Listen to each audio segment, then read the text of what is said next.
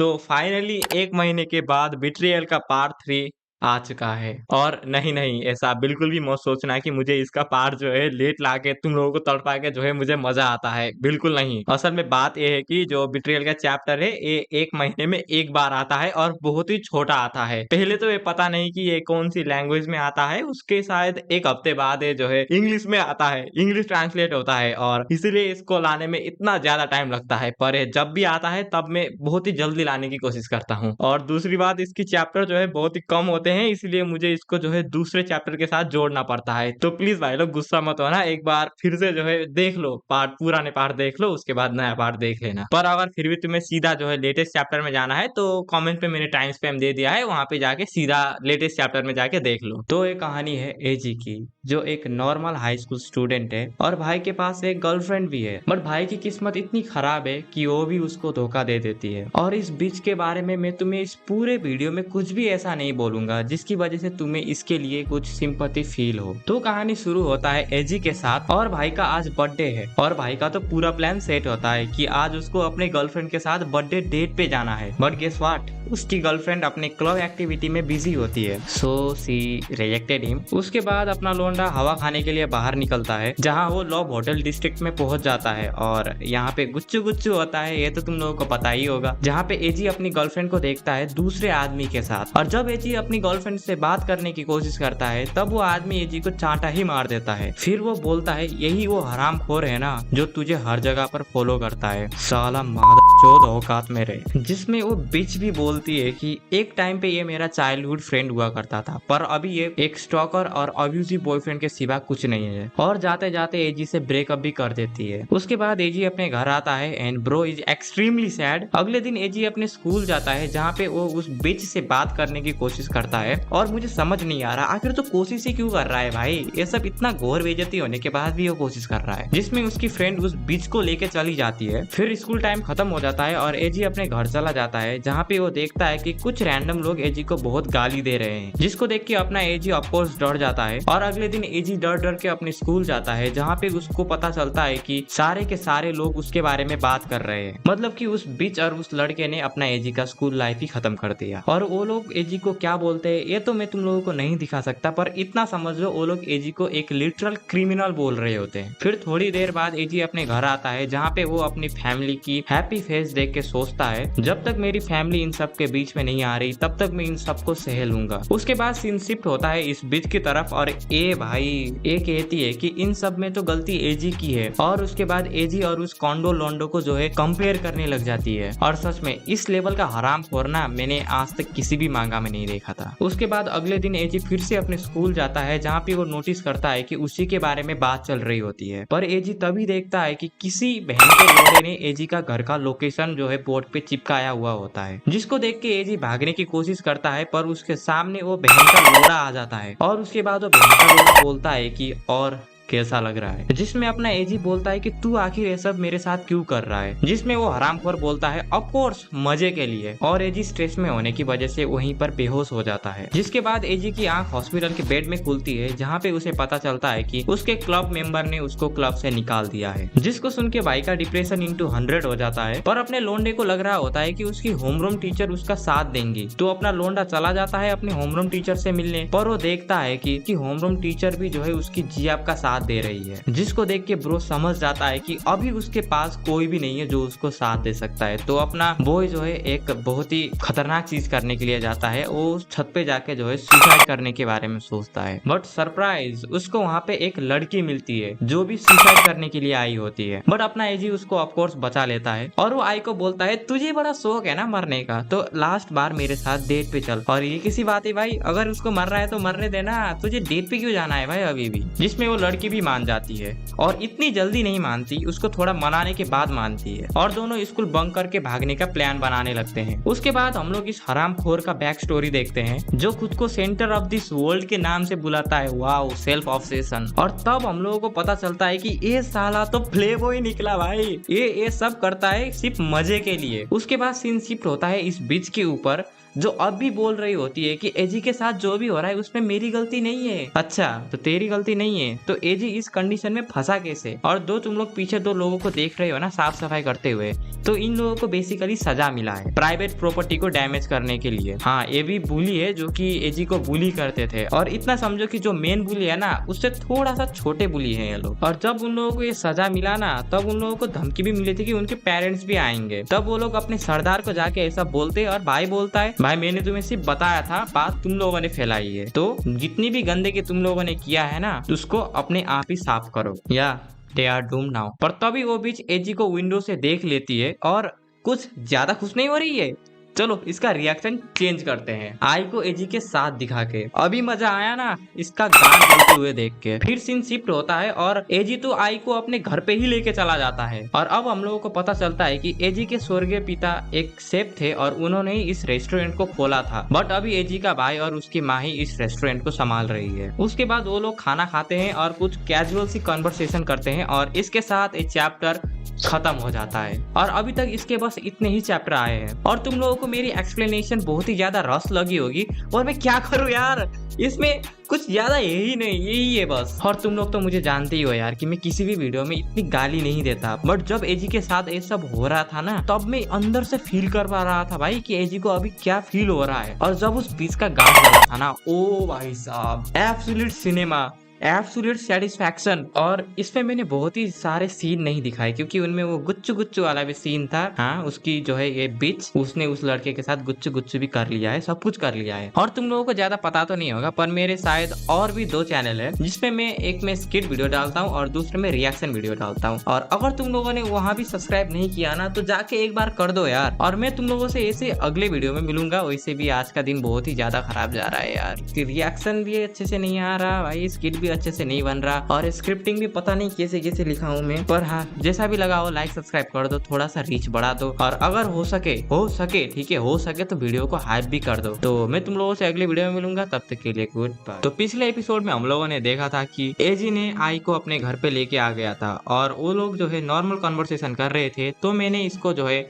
And कर दिया था। तो आज का चैप्टर वहीं से शुरू होता है। एजी आई के लिए एक चाय लेके आता है, और तुम जरा इसके नखरे देखो, ये बोलती है चाय तो ठीक है, पर अगर हम लोग इसमें थोड़ा सा और चीनी डाल देंगे तो इसको पीने में मजा आएगा। और उसके बाद आई एजी की माँ को ज्ञान फैलने लग जाती है कि इसमें अगर शुगर डालेंगे तो ये होगा वो होगा। और उसके बाद एजी की माँ और आई दार्जिलिंग टी के बारे में बात करना शुरू कर देते हैं कि उसको भी पसंद है और मुझको भी पसंद है। और बहुत बात करने के बाद एजी की माँ आई को बोलती है कि मुझे तुझसे बात करते हुए ऐसा लग ही नहीं रहा कि मैं किसी स्ट्रेंजर से बात कर रहा हूँ, मुझे ऐसा लग रहा है कि मैं अपनी बेटी से बात कर रहा हूँ, इसीलिए सिर्फ एजी के साथ ही नहीं तू मेरे साथ भी दोस्त बन जा। जिसमें आई मान जाती है। उसके बाद आई एजी को बोलती है कि मैंने यहाँ पे बहुत ही ज्यादा टाइम स्पेंड कर दिया है और मुझे अभी घर जाना पड़ेगा। जिसमें एजी बोलता है कि ठीक है, मैं तुझे तेरे घर छोड़ दूंगा। पर उसमें आई बोलती है कि कोई बात नहीं, मैंने बहुत ही ज्यादा मस्ती कर लिया है और अभी मैं अपने घर अकेले चली जाऊंगी। जिसमें ये चीज पहले तो नहीं मान रहा होता, पर बाद में वो मान जाता है। और जाने से पहले आई एजी को बोलती है कि सेनपाई, अब से हम दोस्त है ना, तो मेरे ऊपर नजर रखना। हाँ, वही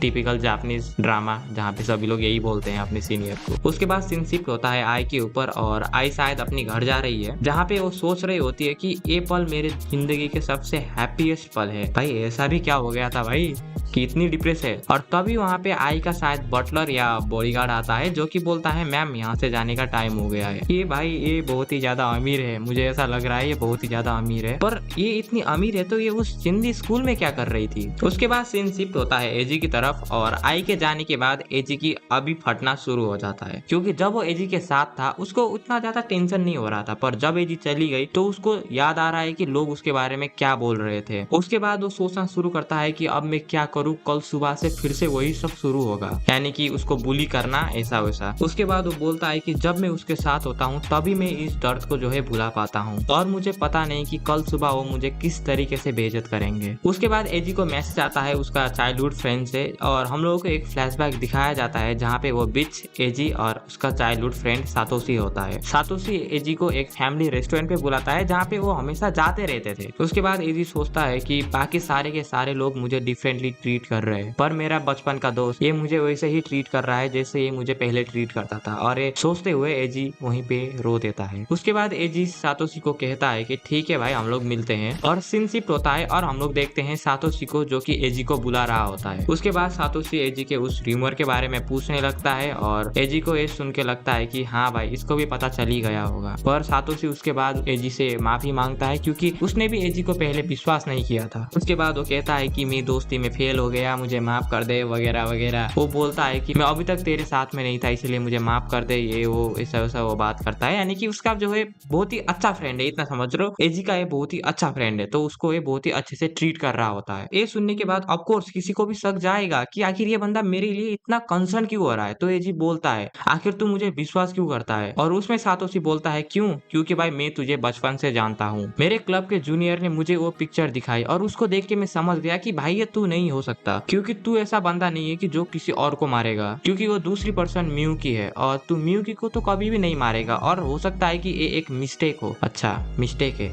भाई, गारंटी दे रहा हूँ अगर ये इसका सच्चा दोस्त हुआ ना, तो जब उसको पता चलेगा कि इस बिच की वजह से एजी को क्या क्या जो है सफर करना पड़ा, तो देखना सबसे पहला पंच जो है ना ये सातोशी ही मारेगा, एजी नहीं मारेगा। और उसके बाद सातोशी एजी को बोलता है कि तेरे स्कूल के टीचर भी तेरे लिए बहुत ही ज्यादा कॉन्सर्न हो रहे हैं, जिसको सुन के अपने एजी थोड़ा सा शौक होता है। और उसके बाद सीन शिफ्ट होता है पास्ट में, जहाँ पे सातोशी उसके टीचर से पूछता है कि एजी कहाँ है, और उसमें उसका टीचर बोलता है कि एजी तो गया, एजी अपने घर गया, जिसको सुन के शायद सातोशी को बहुत ही ज्यादा गुस्सा आता है और वो कहता है कि भाई अगर ये बात किसी ने ऐसे ही बनाया है ना, तो उसको मैं बहुत ही गंदा वाला पंच करने वाला हूँ। और फिर उसके बाद सीन शिफ्ट होता है एक नए लड़की की तरफ, और वो सातोशी को बोल रहा होता है कि भाई अगर तुझे पता है ना कि आनो के साथ किसने किया तो प्लीज मुझे बता दे, तू उसका चाइल्डहुड फ्रेंड है ना, तूने कुछ ना कुछ तो सुना ही होगा। जिसमें सातोशी बोलता है कि भाई मुझे अभी अभी पता चला है और मैं तुझे ये बात बताने वाला हूँ। उसके बाद सातोशी उस नए लड़के को कुछ फोन में दिखाता है जो कि हम लोगों को नहीं दिखाया जाता। उसके बाद फिर सीन शिफ्ट होता है उस टीचर के ऊपर, और सातोशी बोल रहा होता है कि एजी कोई ऐसा वैसा लड़का नहीं है जो कि ये सब करेगा। उसके बाद वो कहता है कि ये थोड़ा सा जो है गड़बड़ वाला मामला हो सकता है, पर तू हम एडल्ट्स के ऊपर जो है विश्वास रख। और मुझे ना ये समझ नहीं आ रहा भाई ये टीचर है या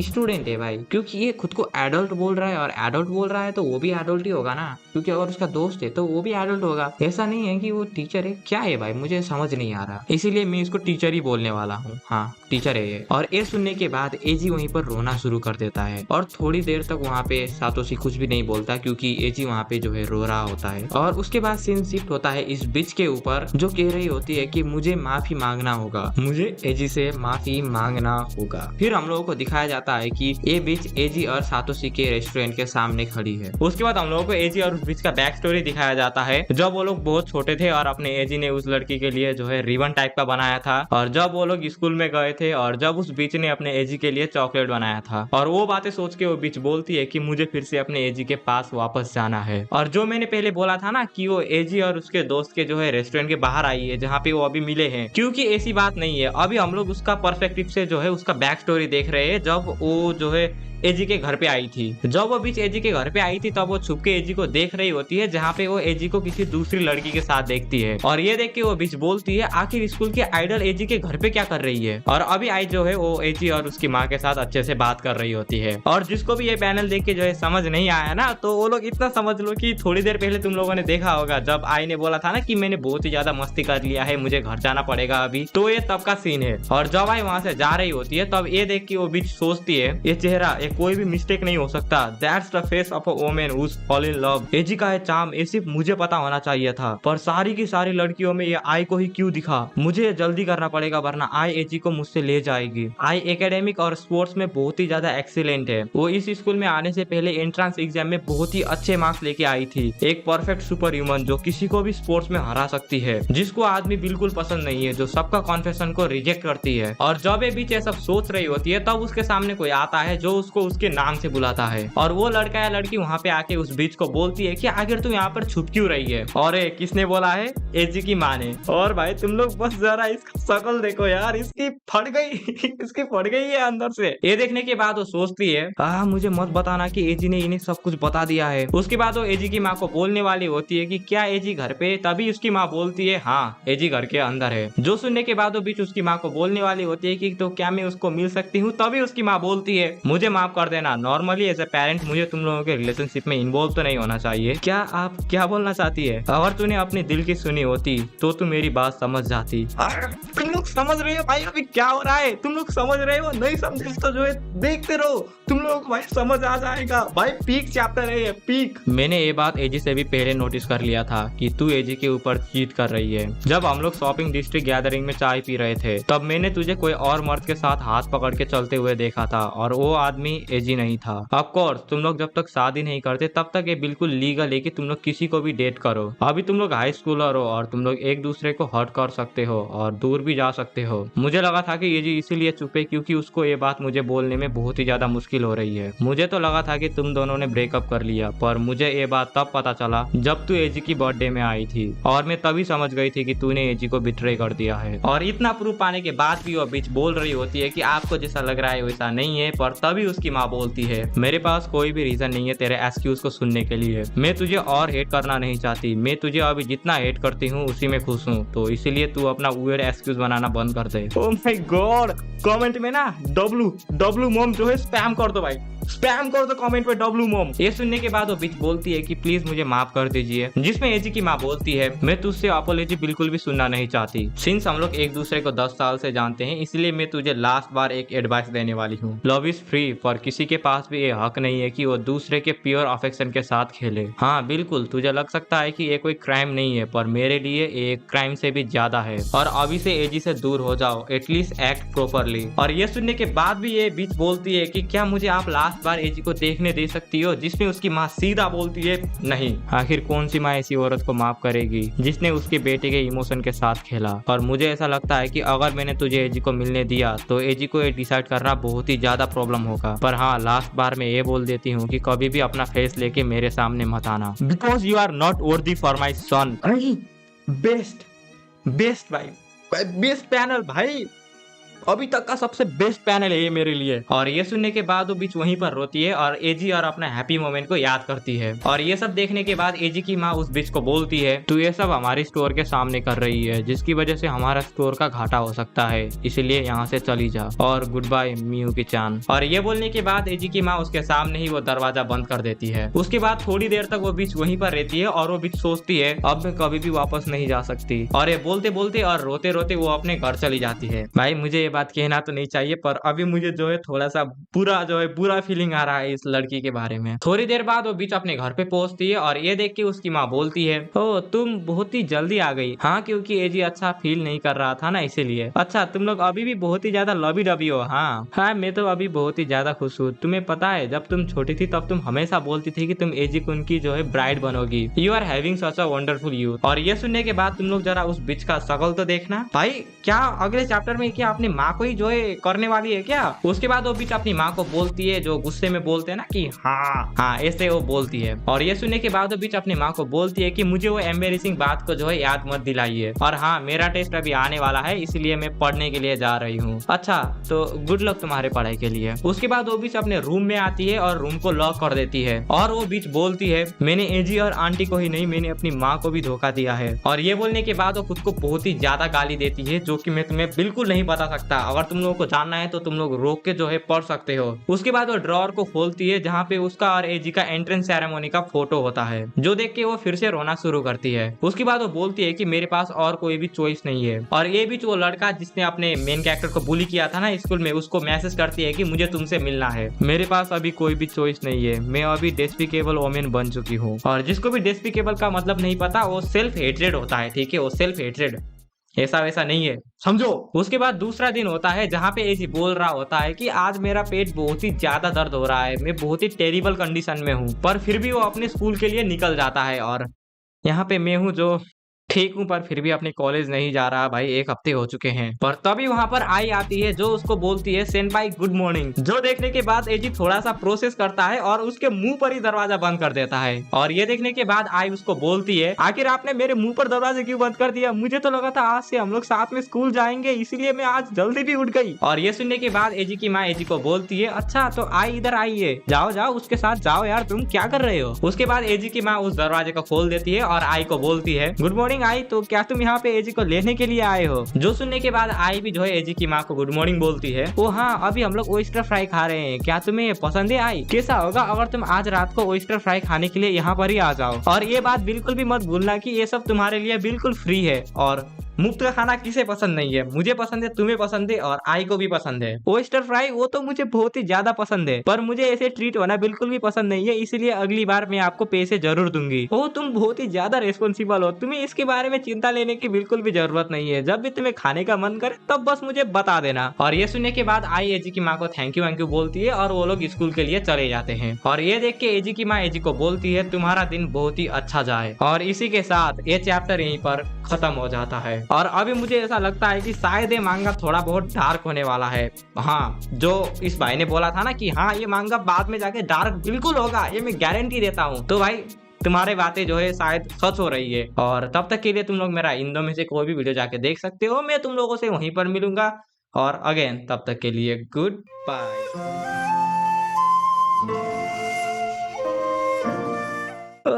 1 महीने और रुकना पड़ेगा यार इसके नेक्स्ट चैप्टर के लिए।